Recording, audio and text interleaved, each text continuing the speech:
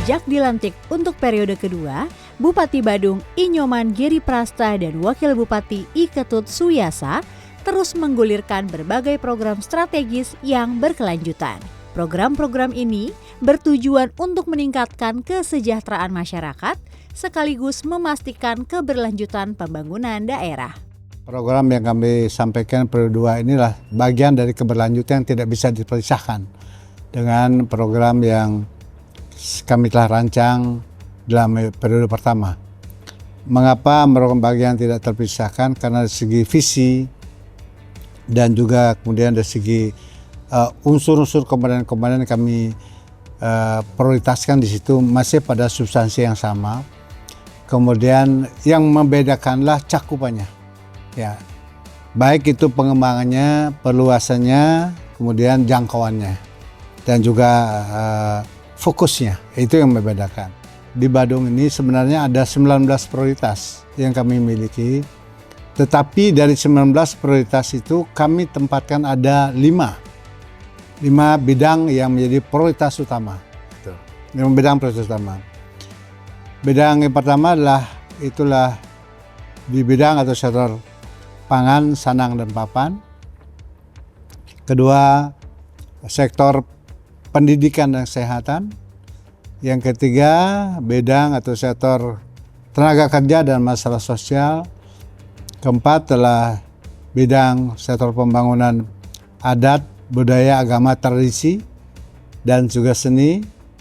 Yang kelima, bidang pariwisata dan infrastruktur. Jadi 5 bidang inilah yang menjadi prioritas utama dari 19 prioritas pembangunan kami di Badung, yang periode kedua ini masih juga diwarnai oleh peningkatan memprioritaskan 5 bidang itu tanpa mengabaikan yang lainnya. Pada periode kedua ini, 5 bidang prioritas diutamakan dari total 19 program strategis yang telah dirancang.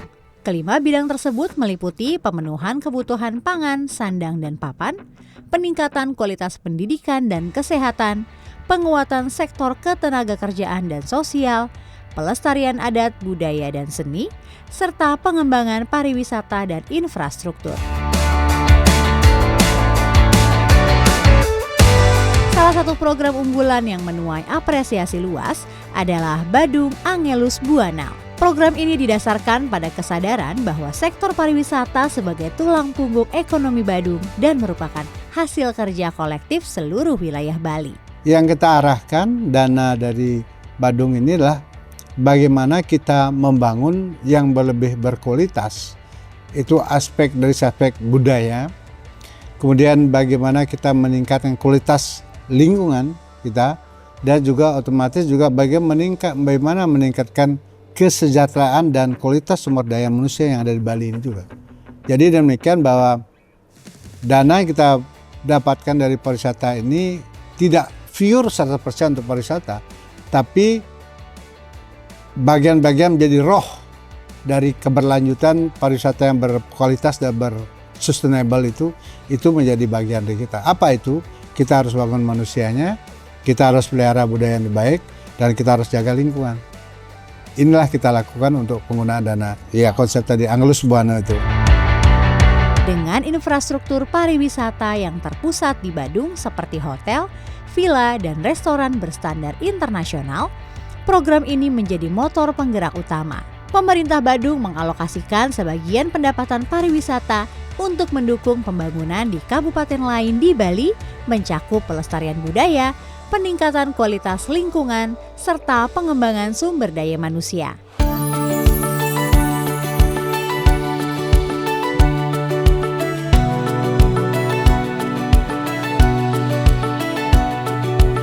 Sebagai destinasi wisata unggulan, pemerintah Kabupaten Badung terus berinovasi demi kenyamanan wisatawan. Infrastruktur diperkuat dengan memperlihatkan keseimbangan lingkungan, budaya, dan kualitas SDM, baik pelaku pariwisata maupun masyarakat umum. Penataan ini meliputi perbaikan fasilitas di objek wisata, penyediaan layanan umum berstandar internasional seperti toilet, area transit, hingga layanan kesehatan. Jalan-jalan di kawasan pariwisata juga diperbaiki secara berkala untuk memberikan pengalaman wisata yang aman dan nyaman. Kami diberikan berkah oleh Tuhan.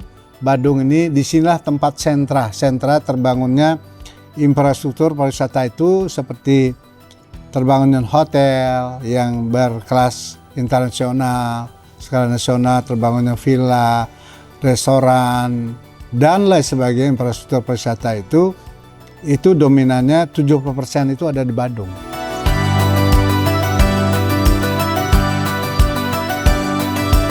Sebagai kawasan pariwisata, Badung menghadirkan utilitas terpadu bawah tanah pertama di Indonesia. Proyek ini mencakup Seminyak, Legian, dan Kuta dengan panjang mencapai 10 km. Infrastruktur ini menjadi solusi efektif untuk mengatasi permasalahan kabel udara, telekomunikasi, dan internet secara rapi di lorong bawah tanah, meningkatkan estetika sekaligus kenyamanan wisatawan.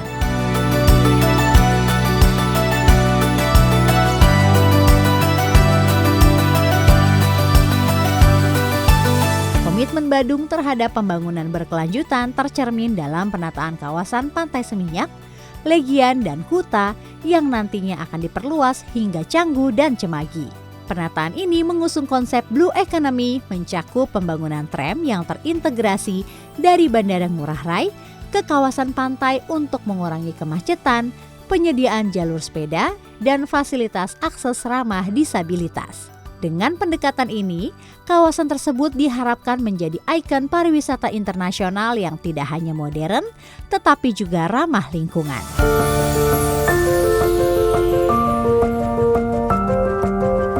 Tak hanya di sektor pariwisata, pemerintah Badung juga fokus pada kesejahteraan masyarakat. Sejak 2018, Pemkab menghapus pajak bumi dan bangunan atau PBB untuk lahan non-komersial seperti tanah pertanian, perkebunan, dan rumah tinggal. Kebijakan ini membantu meringankan beban masyarakat sekaligus mendorong pemerataan kesejahteraan.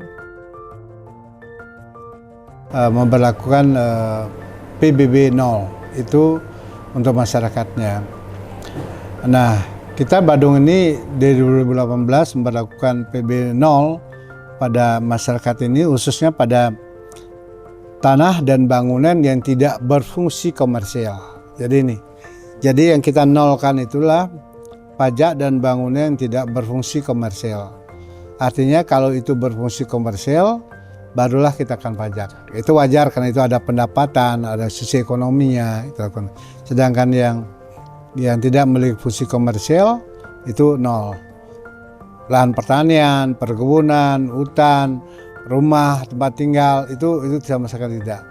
Kecuali mereka pergunakan untuk restoran, villa, kafe, hotel, dan sebagainya, itu sudah komersial.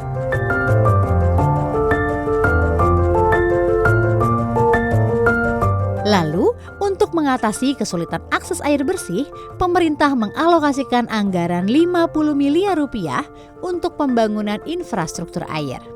Langkah ini meliputi penambahan pipa, perluasan jaringan, hingga pembangunan reservoir khususnya di kawasan Kuta Selatan. Badung ini adalah daerah hilir. Sangat tergantung juga aliran air dari hulu. Kita sangat tergantung.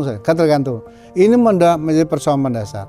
Jadi kalaupun air itu sudah cukup, jadi kebutuhan air ini harus cukup dulu. Nah, jika air sudah cukup untuk membawa ke selatan, harus mesin pengolah juga harus diperbanyak dulu. Karena airnya kan air kotor nih, harus membutuhkan air mesin pembersih. Ya. Harusnya cukup juga, sebenarnya kapasitasnya dibutuhkan. Saat ini juga harus menjangkau masa depan. Kami tekankan kepada masyarakat, soal air ini di Badung ini dalam jangka panjang akan selalu menjadi soal. Dalam hal temporary memang bisa dalam waktu tertentu kita akan bisa selesaikan. Tetapi di jangka panjang ini akan menjadi satu persoalan yang terus-menerus karena satu hal fundamental. Apa itu fundamentalnya? Kita di Badung ini tidak memiliki sumber air baku mandiri. Artinya Badung tidak memiliki sumber air baku yang kita miliki di Badung.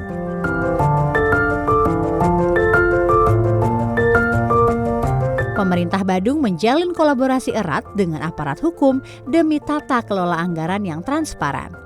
Pemeriksaan berkala dilakukan untuk memastikan pengelolaan APBD sesuai dengan prinsip hukum. Tata kelola APBD-nya, kita tidak bisa melakukan itu dengan diri sendiri, tetapi kita harus membangun kerjasama, kolaborasi dan bersinergi juga dengan aparat penegak hukum. Dan itu harus kita lakukan secara konsisten dan intensitasnya juga semakin meningkat. Nah, dalam konteks ini maka kita di Kementerian Bandung pertama selalu membangun sinergitas dengan BPK, Badan Pemeriksa Keuangan. Badan Pemeriksa Keuangan ini kan dia memiliki kewajiban untuk memeriksa setiap tahun anggaran itu, yang disebut dengan melakukan pemeriksaan rinci. Tetapi kita di Bandung tidak hanya sebatas dilakukan pemeriksaan rinci saja, tetapi kita bangun kerjasamanya agar dilakukan juga pemeriksaan pendahuluan, ya, entry meeting untuk pemeriksaan itu sendiri. Kenapa kita lakukan? Karena APBD Bandung itu begitu besar, berarti program-programnya itu banyak, dan segi nilainya juga besar, maka kita butuh pemeriksaan lebih ekstra lagi. Sehingga di awal juga kita lakukan pemeriksaan. Setelah saya di awal itu, dari formulasi awal itu dilanjut pemeriksaan rinci. Tidak hanya sebatas itu juga, bahwa kita juga bersinergi dengan BPK agar dilakukan untuk menilai kinerja perangkat daerah kita, baik kinerja penggunaan anggarannya, kinerja kegiatannya, kinerja aktivitasnya.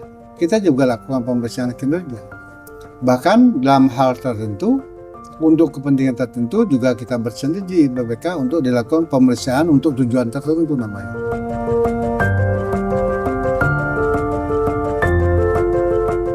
Pendekatan kelembagaan, kita jaga lakukan pendekatan pembinaan keluarga. Cakupannya begitu. Tidak cukup sampai sini juga. Orang yang sudah bagus, berkomitmen, sudah integritas kuat, lembaganya sudah bagus, keluarga sudah bagus. Kalau orang lain juga berniat yang tidak baik, hanya menggoda-goda, ini juga kan bahaya juga.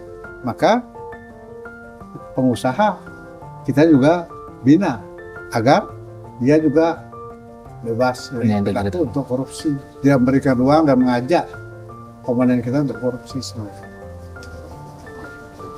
Termasuk tokoh-tokoh masyarakat. Kita juga bina. Selain itu, sebagai wujud komitmen terhadap nilai anti korupsi, zona integritas dan wilayah bebas korupsi telah dikembangkan di seluruh perangkat daerah.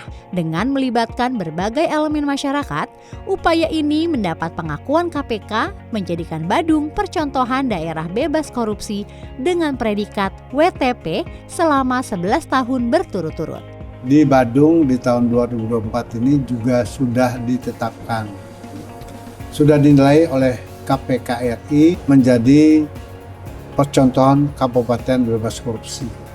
Dan dari hasil penilaiannya, Badung sudah menjadi percontohan dengan skornya itu sangat fantastis, 97,29, kategorinya adalah istimewa. Itu hasil kita sampai saat ini, dan tentu ini menjadi satu tantangan kita ke depan, bagaimana kita mempertahankan ini. Dan kita sadar juga bahwa apa kita raih sekarang ini lebih mudah ketimbang kita mempertahankannya.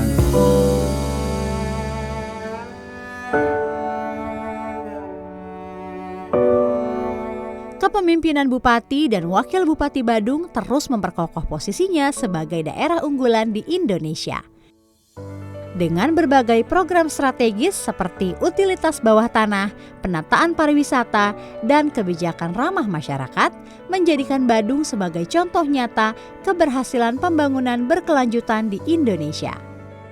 Kabupaten Badung tidak hanya tumbuh kuat, tetapi juga menjadi inspirasi bagi daerah lain di Indonesia.